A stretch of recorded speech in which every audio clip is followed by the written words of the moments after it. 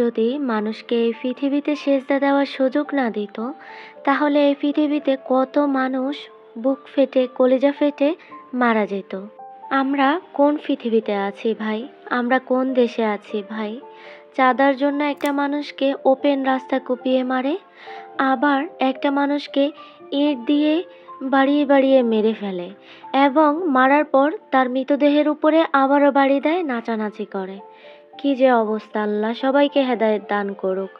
আসসালামু আলাইকুম গাইস, সবাই কেমন আছেন? আশা করি সবাই ভালো আছেন। আলহামদুলিল্লাহ, আপনাদের দোয়ায় আমিও ভালো আছি। এই তো চলে আসলাম আবার নতুন ভিডিও নিয়ে আপনাদের জন্য। আশা করি আমার ভিডিওটি যাদের ভালো লাগবে তারা সাবস্ক্রাইব করে লাইক দিয়ে আমার পাশে থাকবেন। এখনই এই তো সকাল সকাল আজকে কাঁঠাল রুটি নাস্তা হয়েছে।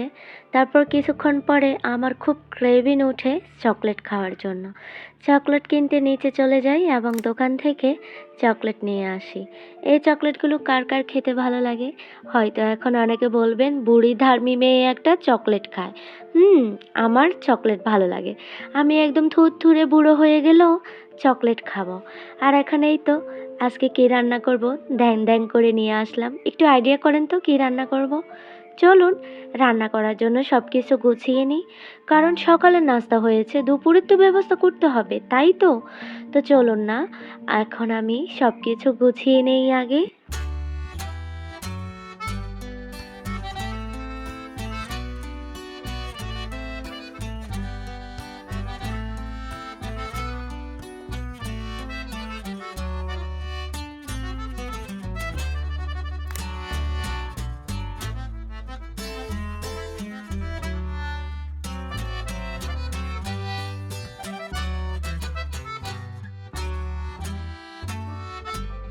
আর এই তো গোছানোর পর এখন আমি কে নিলাম দেখো তো, এই যে বড় ডাল, এটা আমি ঢেলে নিচ্ছি। এতক্ষণে ঠিক বুঝতে পেরেছো, কারণ মাংস দেখেছো, ডাল আছে, তাহলে আমি কি করব? একদম মনে মনে যেটা ভাবতেছো সেটাই করতেছি আমি। আমি আজকে ঘরোয়া মশলা দিয়ে কাবাব বানাবো। এই তো ছাদে চলে গিয়েছি আমার খোলা আকাশের রান্না বান্না করার জন্য। এখানে আমি মশলাগুলো কেটে নিচ্ছি, মাংসগুলো কেটে নিচ্ছি। তো চলো আগে কেটে নেই।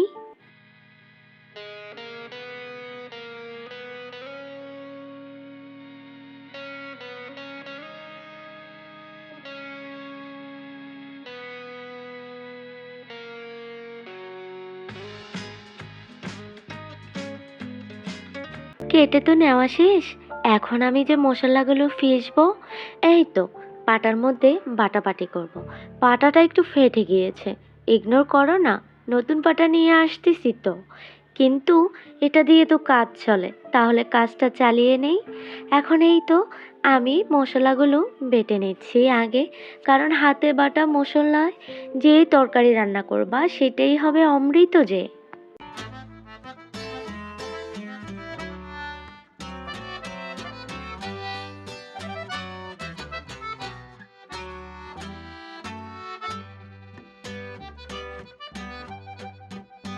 অবশেষে মশলাটা ঠিক বাটা শেষ। এখন আমি রান্না বসিয়ে দেব। কি গো, মনে করেছো সারাদিন শুধু গ্যাসের মধ্যে রান্না করব নাকি? আরে না, এই যে কুকারে দিয়ে দিলাম, ঝটফট সিদ্ধ হয়ে যাবে যে।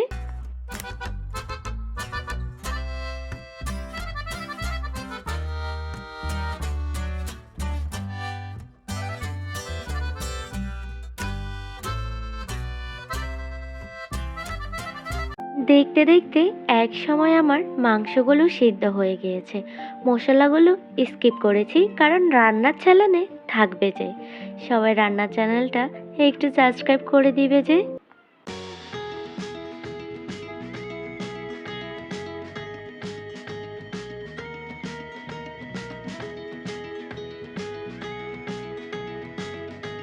কি ভাবছো? এতক্ষণে ভাবছো কাবাব হয়ে গেছে? আরে না, সিদ্ধ মাংসটাকে এখনো প্রসেস করার বাকি আছে। তার জন্য আমাকে কি করতে হবে? মাংসটাকে একদম ফিশে নিয়েছি শিলপাটায়।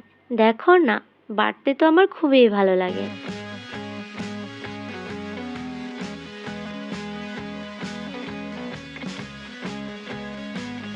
বাটাবাটি অবশেষে শেষ, পাতিলে তুলে নিচ্ছি। কি ভাবছো গো, রান্না আবার এত ভেজাল করে খাবো নাকি?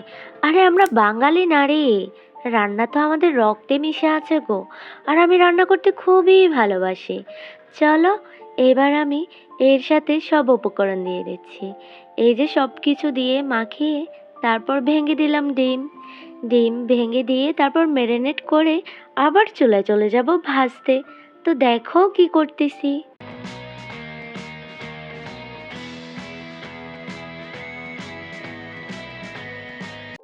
হুম, ওয়েট করতেছো খাওয়ার জন্য তোমরা? আমি ওয়েট করতেছি। দেখো ভাজা হচ্ছে। আমি কিন্তু একটা একটা করে দিয়ে দিচ্ছি।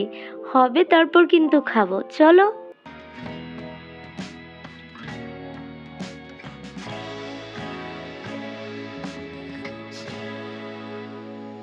আর অবশেষে গাইস, সেই আকর্ষণীয় বাটা মশলায় আমার কাবাবটা হয়ে গিয়েছে।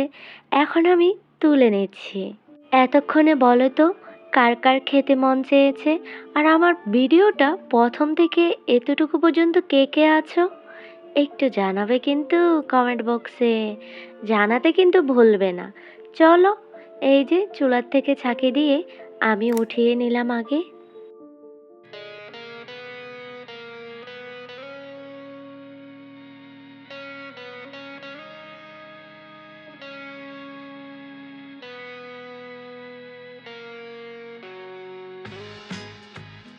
ওলে ওলে, কি ভাবছো চুলা থেকে নামিয়ে খেয়ে ফেলবো নাকি? না, আগে বাসায় নিয়ে যেতে হবে।